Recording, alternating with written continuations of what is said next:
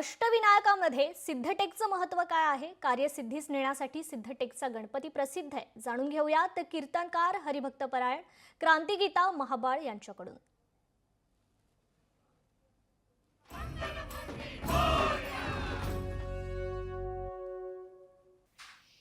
आपल्याकडे अनेक देवतांची अनेक मंदिर आहेत.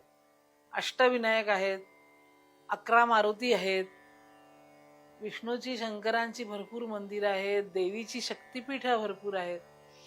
त्यामध्ये अष्टविनायक यांच्या यात्रा करण्याची पद्धत आहे. ओळीनी 8ही देवांना जाऊन येणं, दर्शन घेऊन येणं.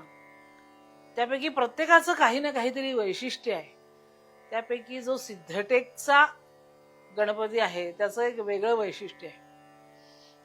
दैत्य मधु गैटभान गांजल हे नगर, इसनू नारायण गाई गणपतीचा मंत्र, राकुस मेल नवाल झालं टेकावरी देऊळ आलं. सिद्धटेकचं वर्णन आहे. मधु आणि कैटभ या 2 राक्षसांनी सगळ्या पृथ्वीला त्राही भगवान करून सोडलं आणि विष्णू त्यांना मारायला निघाले होते, पण त्यांची शक्ती भयंकर होती आणि त्यामुळे त्यांना त्रास होत होता. आणि त्यांनी गणपतीचा मंत्र म्हटल्यावर गणपतीने त्यांना अशी मदत केली ज्यामुळे या मधु आणि कैटभांच्या संकटावरती विष्णू मात करू शकले.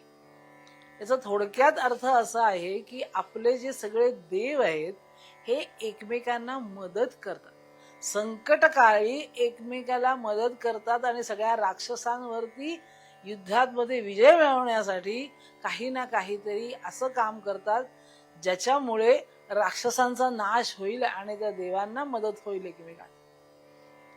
बऱ्याच वेळेला असं दिसतं माणसांमध्ये की माणसं ही एकमेकाला मदत करणं राहिलं बाजूलाच, पण आपापसातच त्रास कसा दिला जाईल हे बघतात. आपापसात त्रास द्यायचा नाहीच.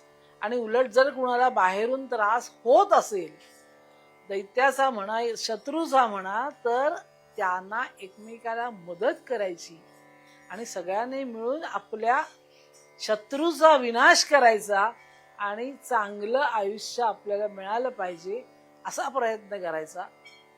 आणि म्हणून हा अष्टविनायकामधला हा जो सिद्धटेकचा गणपती आहे त्याचं हे वैशिष्ट्य आहे की तो विष्णूच्या संकटामध्ये विष्णूंना मदतीला धावला आणि त्यांनी मधु आणि कैटभ या राक्षसांना मारण्यासाठी विष्णूंना मदत केली. आपल्याकडे लोक म्हणतात असं की प्रत्येक या माणसं जी आहेत ना ती कशी आहेत, ती आहेत खेकड्यांसारखी आहे. कोणी वर चढायला लागला की त्याचे पाय खेचून त्याला खाली पाडायचं.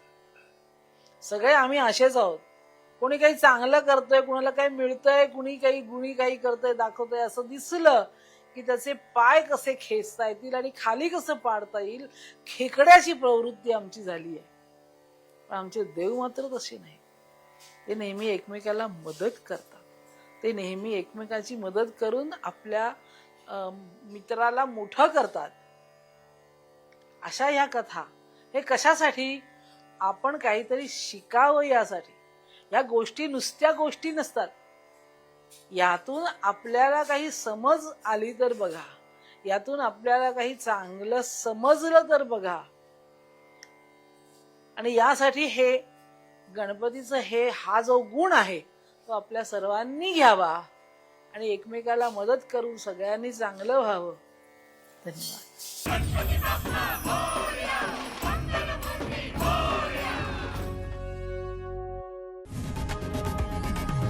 लोकशाही मराठी ऐका, पहा, जागरूक रहा.